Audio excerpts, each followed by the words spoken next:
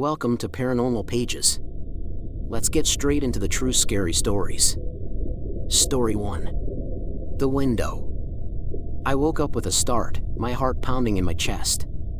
The room was unnaturally cold, and as I glanced around, I noticed something that sent a chill down my spine. My bedroom window was wide open, curtains fluttering gently in the breeze. That wouldn't have been so terrifying if it weren't for the muddy footprints on the floor, leading away from the window. But what made my blood run cold was that all the footprints were facing inward, as if someone, or something, had walked backward into my room. I sat up in bed, straining to hear any sound that might indicate an intruder. The silence was oppressive, wrapping around me like a suffocating blanket.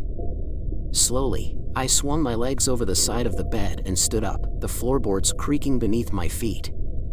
I tiptoed toward the window, each step fraught with fear.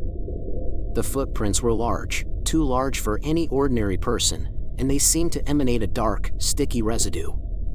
"Hello?" I whispered, my voice trembling. There was no answer. I reached the window and looked out into the night. The yard below was empty, bathed in the pale light of the full moon. I leaned out, hoping to catch a glimpse of whoever, or whatever, had left those footprints, but there was nothing. Only the eerie stillness of the night greeted me. Suddenly, a cold breeze swept through the room, making me shiver. I closed the window and locked it, my fingers trembling. I turned back to the footprints, my mind racing. How had they gotten in? More importantly, why? I had no enemies, no reason for anyone to invade my home in such a sinister manner. I followed the trail of footprints, which led across the room and stopped abruptly at my closet door. My heart thudded painfully in my chest as I reached for the handle. The door creaked open, revealing nothing but my clothes hanging neatly inside. I sighed in relief, but it was short-lived.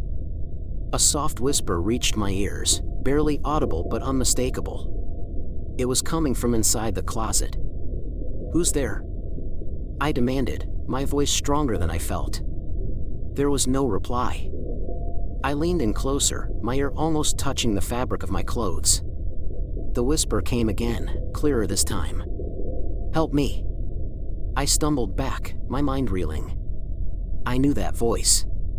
It was my sister's, but she had died 3 years ago.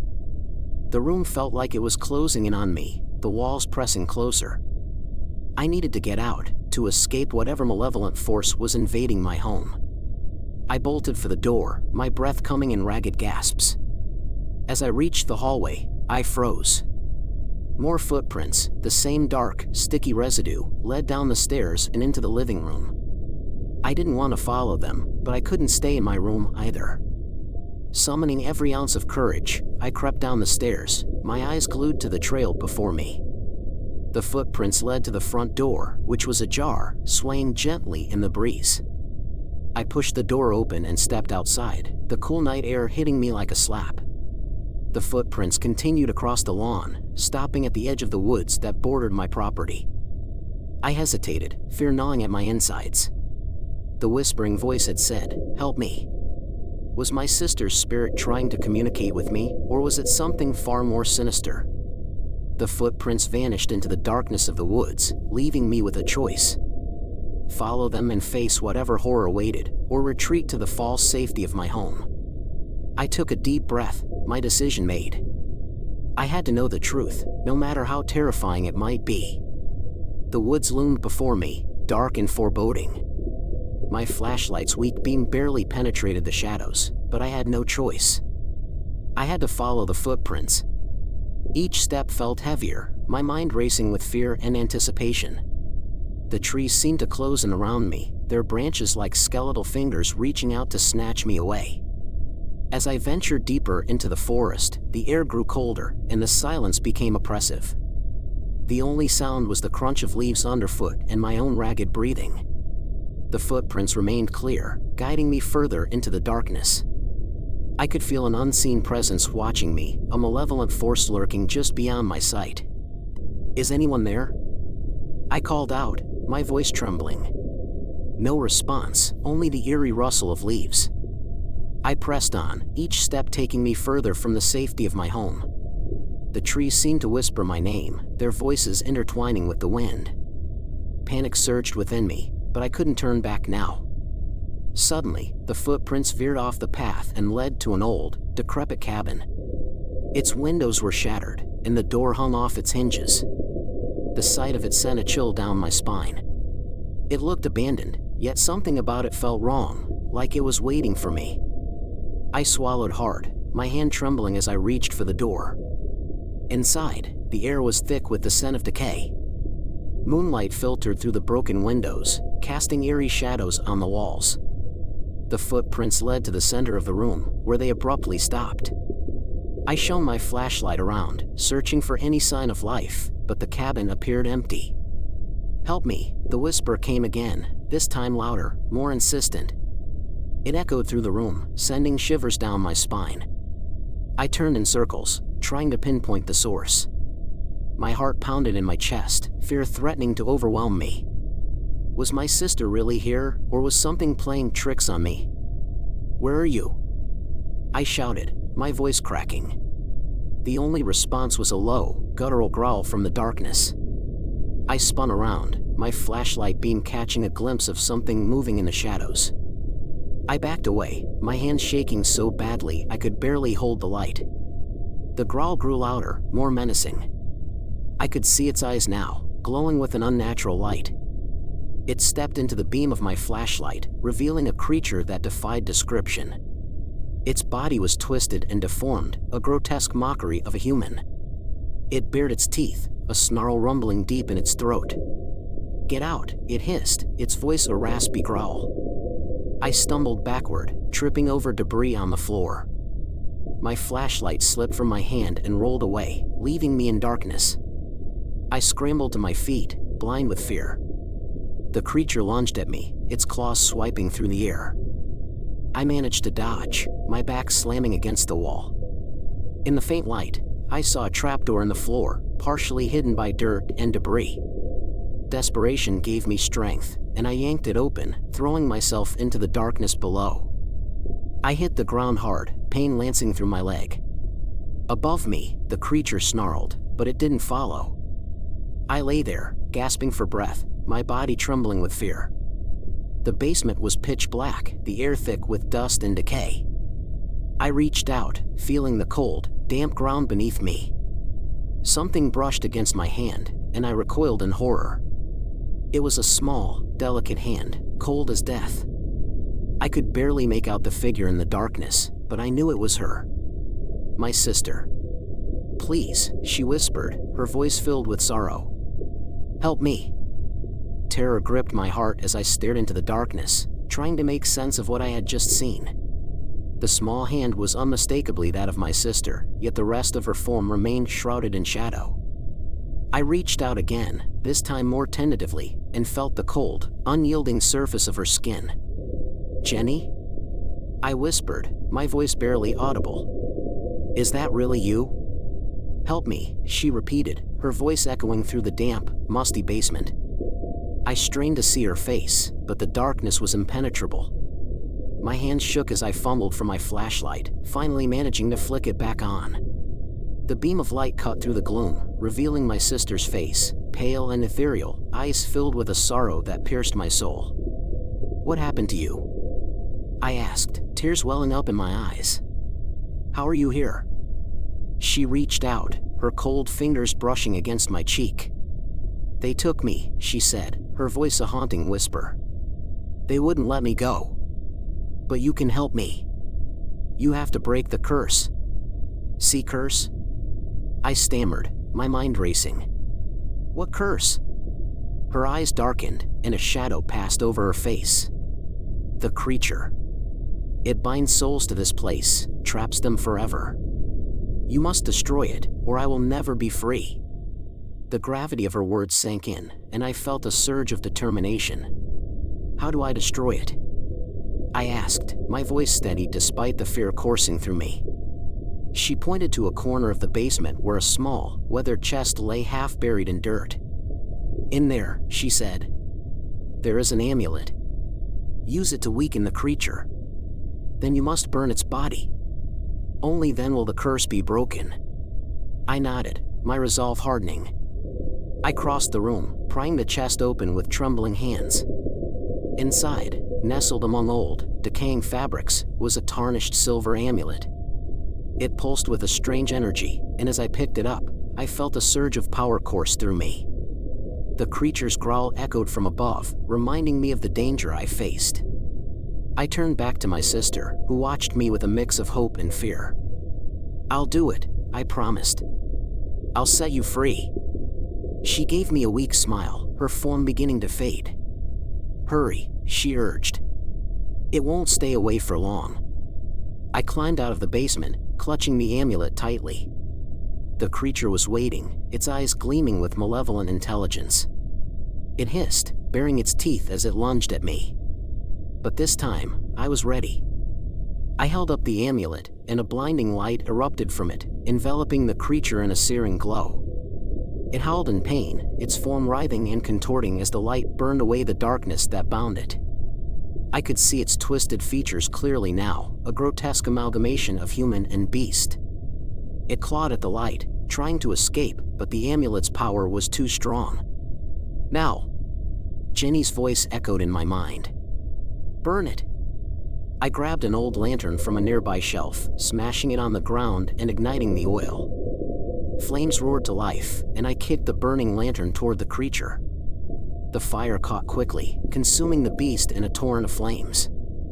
Its screams echoed through the cabin, a chilling symphony of agony and defeat. As the creature burned, I felt the air grow warmer, the oppressive darkness lifting. The footprints that had haunted me began to fade, their sinister presence dissolving into nothingness. I collapsed to the floor, exhausted but triumphant. The curse was broken. "Thank you," Jenny's voice whispered one last time, filled with a peace I hadn't heard in years.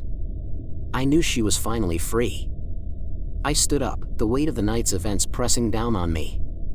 But as I turned to leave the cabin, I noticed something strange. A new set of footprints, smaller and lighter, led out of the cabin and into the woods. I felt a chill run down my spine. The new footprints were delicate, almost dainty, leading away from the now smoldering cabin. My heart pounded in my chest as I hesitated at the doorway. Every instinct told me to turn back, to leave this cursed place behind. But the memory of my sister's voice, her plea for help, compelled me to follow. I took a deep breath and stepped out into the night. The forest seemed even more oppressive than before, the shadows deeper and more menacing. I kept my flashlight beam trained on the footprints, afraid of what might lurk just beyond the light. The footprints led me deeper into the woods, winding through trees and underbrush until they reached a clearing. In the center of the clearing stood an old, gnarled tree, its twisted branches reaching up to the sky like skeletal hands. The footprints stopped at the base of the tree, and as I approached, I felt a chill run down my spine. Something was off, an unnatural stillness in the air. "Hello?" I called out, my voice barely a whisper. There was no response, only the rustling of leaves in the wind. I walked around the tree, searching for any sign of life. My flashlight flickered, casting eerie shadows across the clearing. And then I saw it, carved into the bark of the tree, a name, Jenny. My breath caught in my throat. I reached out to touch the carving, my fingers tracing the letters. The air around me grew colder, and I felt a presence behind me. I turned slowly, my flashlight flickering again. Standing at the edge of the clearing was a figure, barely visible in the darkness. "Jenny?" I asked, my voice trembling. The figure stepped closer, and I saw her clearly now. My sister, her form faint and ghostly, her eyes filled with sorrow and pain. "Thank you," she said, her voice a haunting echo. "But it's not over. There's more you need to know." "What do you mean?" I asked, confusion and fear battling for control. "I thought I broke the curse." "The creature was only part of it," she explained, her voice growing fainter. "There's something else. Something darker. It won't let me go." Panic surged within me. "What do I have to do?" I pleaded. "Tell me how to help you." She pointed to the base of the tree, where the ground seemed disturbed, as if something had been buried there. "Dig," she said. You have to find it." I dropped to my knees, my hands clawing at the dirt. The ground was cold and hard, resisting my efforts, but I dug with a fervor born of desperation. After what felt like an eternity, my fingers brushed against something solid. I cleared away the dirt, revealing a small, ornate box. I lifted the box from the ground, my hands trembling. The air grew colder, and I could feel a dark presence surrounding me. I opened the box, and inside was an old, withered heart, its surface covered in strange, arcane symbols. The sight of it filled me with dread. "What is this?" I asked, my voice barely a whisper. "The heart of the curse," Jenny said. "You must destroy it." I looked around, searching for a way to destroy the heart. My eyes fell on the smoldering remains of the cabin. I knew what I had to do. I took the heart and made my way back to the cabin, the dark presence growing stronger with every step. The fire had died down, but there were still embers glowing in the ashes.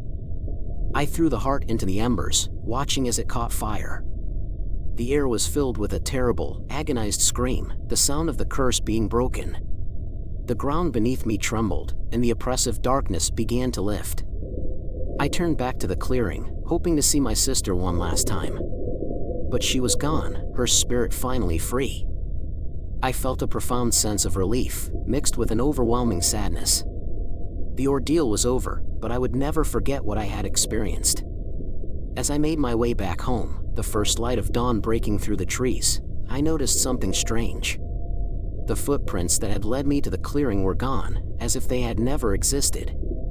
But deep down, I knew the truth. The footprints would always be with me, a reminder of the darkness I had faced and the sister I had finally set free. And then I heard it, faint but unmistakable, the sound of footsteps behind me, echoing in the silence. I turned, but there was nothing there. Just the empty forest, and the promise of more secrets waiting to be uncovered. Hey! Subscribe for more scary stories. Story 2. The Closet. It was a quiet evening when it happened.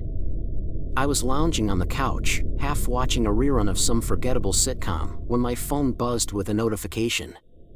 I picked it up absent-mindedly, expecting a spam message or an update from one of my apps. Instead, the notification read, "New photo added to your camera roll."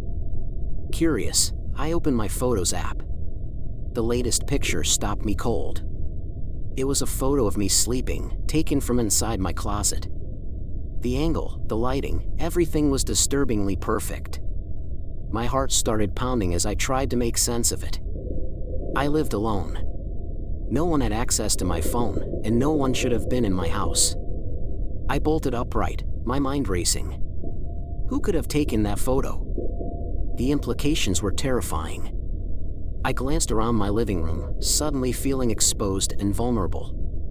The curtains were drawn, and the only light came from the TV, casting eerie shadows on the walls. I took a deep breath, trying to calm my frayed nerves. I had to check the closet. Slowly, I made my way to the bedroom. The hallway seemed longer than usual, each step echoing in the silence. The door to my room was slightly ajar, just as I had left it.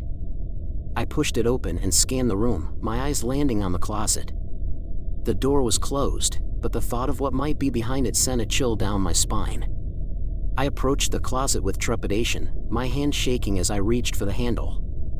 I paused, listening for any sound from within. The silence was deafening. Gathering my courage, I yanked the door open. The closet was empty, just my clothes hanging neatly on their hangers. But the fear didn't dissipate. Someone or something had taken that photo, and I had no idea how or why. As I stood there, trying to make sense of the situation, my phone buzzed again. Another notification, "New photo added to your camera roll." My stomach dropped. I opened the Photos app with dread. The new picture showed me standing in front of the open closet, looking terrified. The photo had been taken just moments ago. I felt a wave of panic. This was no prank. Someone was in my house, watching me. I turned on the spot, scanning the room for any sign of an intruder. The shadows seemed to shift and twist, playing tricks on my mind. I needed to get out of there, to call the police. But my phone was my only connection to the outside world, and it was betraying me. "Who's there?" I called out, my voice trembling. There was no response, only the eerie silence. I backed away from the closet, my eyes darting around the room. Every corner seemed to harbor a threat, every shadow a potential attacker. I reached for my phone again, my fingers slipping on the screen as I tried to dial 911. Before I could complete the call, another notification popped up. "New photo added to your camera roll." I didn't want to look, but I had to. The latest photo showed me with the phone in my hand, dialing the number. The photo had been taken from the doorway of my bedroom. My heart pounded in my chest as I ran to the doorway, throwing it open. The hallway was empty, but the feeling of being watched was overwhelming. I stepped out, looking both ways, my breath coming in short, panicked gasps. I had to get out of the house, to find help. I made my way to the front door, every step feeling like an eternity. As I reached for the handle, my phone buzzed one last time. "New photo added to your camera roll." With trembling hands, I opened the app. The final photo showed me standing at the front door, a dark figure looming behind me. I spun around, but the hallway was empty. The fear was suffocating, my mind screaming at me to run. I threw open the door and bolted into the night, not daring to look back. Whatever was in my house, it was watching me, and it was closer than I had ever imagined. I didn't stop running until I was a block away, my breath coming in ragged gasps. I fumbled with my phone, finally managing to call the police. The dispatcher's calm voice was a stark contrast to my panic as I explained what had happened. They promised to send someone over immediately. I leaned against a street lamp, trying to steady my racing heart. My mind was a whirlwind of fear and confusion. Who had taken those photos? How had they done it without me noticing?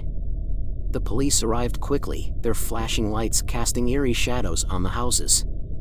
2 officers approached me, their expressions serious. "Are you the one who called?" one of them asked.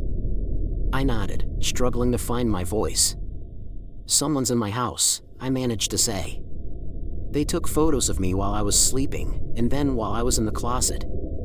The officers exchanged a glance before one of them spoke into his radio. "We'll check it out," the other officer said. "Stay here and try to stay calm." They made their way to my house, their flashlights cutting through the darkness. I watched from a distance, my body tense with anticipation. Minutes ticked by like hours, and finally, the officers emerged, their faces grim. "We didn't find anyone inside," one of them said, but his tone was far from reassuring. "Are you sure about what you saw?" I pulled out my phone, showing them the photos. The officers' expressions shifted to one of disbelief. "This is unusual," the second officer said. "We'll need to take a closer look." They escorted me back to the house, their presence providing a small measure of comfort. We entered cautiously, their flashlights sweeping the rooms. Every corner of my house was examined, every closet and crawlspace checked. Nothing. It was as if the intruder had vanished into thin air. I felt a knot of dread in my stomach. "But the photos," I insisted. "Someone was here." "We believe you," the first officer said. "But there's no sign of forced entry, and no one is here now. We'll file a report and have a patrol car keep an eye on your house tonight." It was little consolation, but it was something. They took down my information and left, leaving me alone in my eerily quiet house. I sat on the couch, my phone clutched tightly in my hand. The police had left, but the feeling of being watched hadn't. I scrolled through the photos again, each one a chilling reminder of how vulnerable I was. I needed answers, and I knew I wouldn't find them sitting here, scared and alone. The next day, I decided to install security cameras. If someone was breaking into my house, I needed proof. I spent hours setting up the cameras, covering every entry point and the main rooms inside. As I worked, I couldn't shake the feeling that I was being watched. Every creak and groan of the house made me jump, my nerves frayed to the breaking point. That night, I locked all the doors and windows, double-checking everything before heading to bed. I kept my phone by my side, the security app open and ready. Sleep was elusive, my mind replaying the events of the previous night over and over. Sometime around 3 a.m., I was jolted awake by a soft chime. A notification. My heart raced as I grabbed my phone. Motion detected in the living room, it read.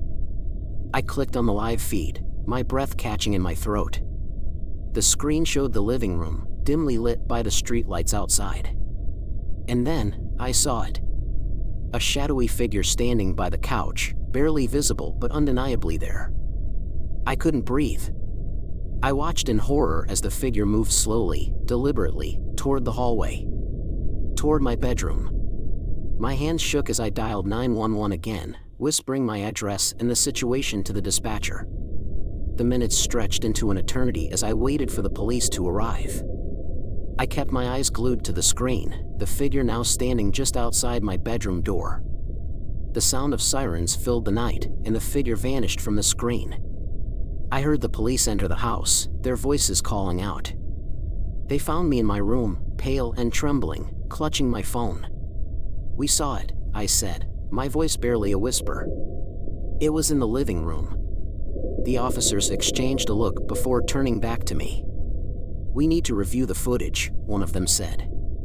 I handed over my phone, too shaken to protest. As they watched the video, their expressions grew more serious. "We'll get to the bottom of this," one of them promised. "But until we do, we recommend you stay somewhere else." I nodded, too scared to argue. I packed a bag and left, the feeling of being watched following me into the night. But even as I drove away, I couldn't shake the sense that whatever was haunting me wasn't done yet. I drove to my friend Lisa's house, my mind still reeling from the night's events. She was the only person I trusted enough to confide in about something this terrifying. When I arrived, I knocked urgently, and it didn't take long for Lisa to open the door, her face etched with concern. "What's going on?" she asked, ushering me inside. "You sounded so scared on the phone." I told her everything, from the photos to the figure caught on my security cameras. Lisa listened intently, her expression shifting from concern to horror. "You're staying here tonight," she said firmly. No arguments. We set up a makeshift bed in her living room, and she handed me a cup of tea. "Try to get some rest," she said, giving my shoulder a reassuring squeeze. But sleep was the last thing on my mind. The police had reviewed the footage, but there were no answers yet. And I couldn't shake the feeling that I was still being watched. Around 2 a.m., my phone buzzed with another notification. I stared at it, dread pooling in my stomach. "Motion detected in your bedroom." My heart raced as I opened the app. The camera feed showed my empty bedroom, the bed unmade just as I had left it. But then, a figure moved past the window, lingering at the edge of the frame before disappearing into the shadows. I showed the footage to Lisa, and she turned pale. "We need to go to the police again," she said, her voice shaking. "This is getting out of hand." We drove to the station, the early morning streets eerily quiet. The officers on duty reviewed the new footage, their faces grim. "We'll send another patrol to check the area," one of them said. "But until we can figure out what's going on, you need to stay somewhere safe." Lisa and I returned to her house, but neither of us could sleep. The next day, I received a call from Officer Martinez, the detective assigned to my case. "We reviewed the footage again," he said. "There's something strange. The figure doesn't seem to trigger any other motion sensors, only the one in your bedroom. It's almost as if it's not entirely physical." A chill ran down my spine. "What are you saying?" I asked, my voice barely a whisper. "We're not sure yet," he admitted. "But we need to explore every possibility, including the supernatural." I spent the rest of the day in a daze, my mind grappling with the idea that something otherworldly was haunting me. That evening, Lisa suggested we consult a local paranormal expert. It sounded crazy, but at this point, I was willing to try anything. We met with Dr. Morgan, a renowned parapsychologist, who listened to our story with a thoughtful expression. "It sounds like a classic case of a haunting," she said. but the specificity of the photos and the surveillance footage is unusual. It suggests an intelligent entity, one that's very aware of you. She proposed a plan. We would conduct a seance to try and communicate with the entity, to understand its motives. Despite my skepticism, I agreed. That night, we gathered in Lisa's living room, candles casting flickering shadows on the walls. Dr. Morgan instructed us to hold hands and focus on inviting the spirit to communicate. "Is there anyone here with us?" Dr. Morgan called out, her voice steady. "We mean you no harm. We only wish to understand why you are here." For a long moment, there was nothing but silence. Then, a cold draft swept through the room, making the candles flicker. My phone buzzed with another notification. Hands shaking, I opened the app. A new photo had been added, a picture of us sitting around the table, taken from just behind Dr. Morgan. The room's temperature plummeted, and a low, guttural whisper filled the air. "You cannot stop me," it hissed. "She belongs to me." I looked at Dr. Morgan, whose face was pale but determined. "What do you want?" she asked, her voice firm. "Why are you here?" The whispering intensified, and the candles blew out, plunging us into darkness. "She belongs to me," the voice repeated, more insistent. "You cannot take her away." My heart pounded in my chest. Who do I belong to?" I shouted into the void. There was a pause, and then the whisper came again, chilling me to the bone. "The Watcher." The room fell silent, the oppressive presence lifting slightly. We sat in the darkness, the reality of what we were facing sinking in. The Watcher was no ordinary spirit, and it wasn't going to let me go without a fight. The name The Watcher echoed in my mind, a chilling reminder of the unseen presence that had invaded my life. Dr. Morgan was resolute, her face set with determination. "We need to find out more about this entity," she said. "If we understand its origins, we might find a way to banish it." The next morning, we gathered in the small library in town, poring over old records and newspapers. It was tedious work, but we had to find something, anything, that could give us a clue about the Watcher. Hours passed, and just when I was starting to lose hope, Lisa found a mention in an old diary, dated over a century ago. "The Watcher," she read aloud, her voice trembling. "A spirit that binds itself to a chosen victim, watching their every move, feeding on their fear. It is said that the Watcher can only be banished by confronting it in the place where it first attached itself." I shuddered, the words filling me with dread. "Where did it attach itself to me?" I asked, my voice barely above a whisper. Dr. Morgan looked thoughtful. "It must be somewhere significant, a place where you felt its presence the most." My mind raced, thinking back over the past few days.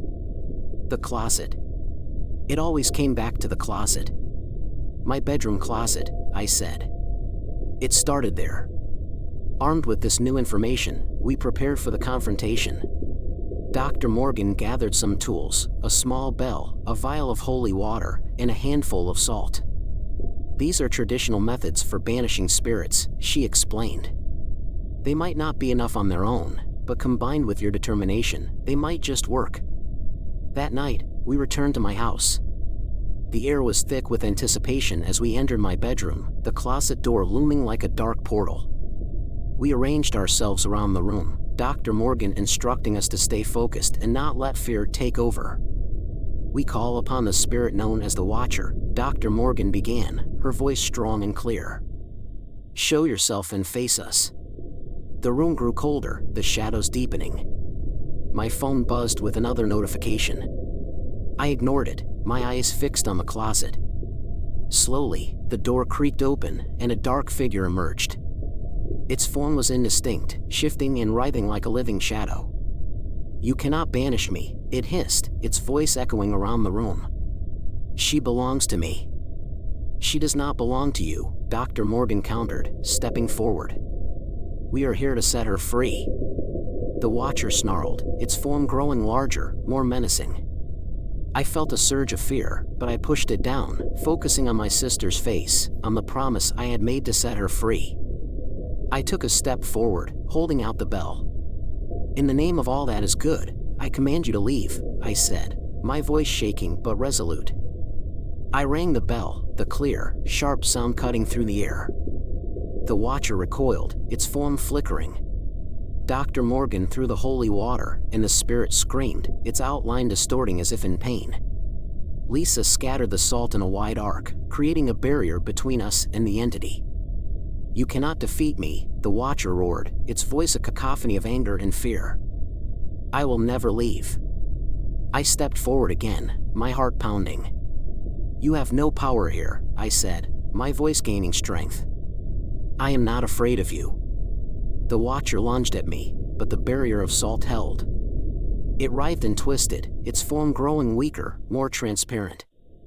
I rang the bell again, louder this time, and the spirit screamed, a sound that echoed through the room. Leave now and never return, Dr. Morgan commanded, her voice filled with authority. You are banished. With a final, ear-piercing scream, the watcher disintegrated, its form dissolving into nothingness. The room grew still, the oppressive weight lifting. I collapsed to the floor, tears streaming down my face. It was over. Dr. Morgan helped me up, her face gentle and reassuring. You did it, she said softly. It's gone. I nodded, feeling a sense of peace I hadn't known in days. Lisa hugged me tightly, her relief palpable. We had faced the darkness and won. As we left my house, I glanced back at the closet one last time. It was just a closet now, no longer a gateway to fear. I knew there would be other challenges ahead, but for the first time, I felt truly free. The next morning, I received a final notification on my phone. New photo added to your camera roll. My heart skipped a beat as I opened it, but this time, it was a picture of me and Lisa, taken from the living room camera. We were smiling, safe and together. The caption read, "Thank you." The end. Subscribe for more. Thanks for watching.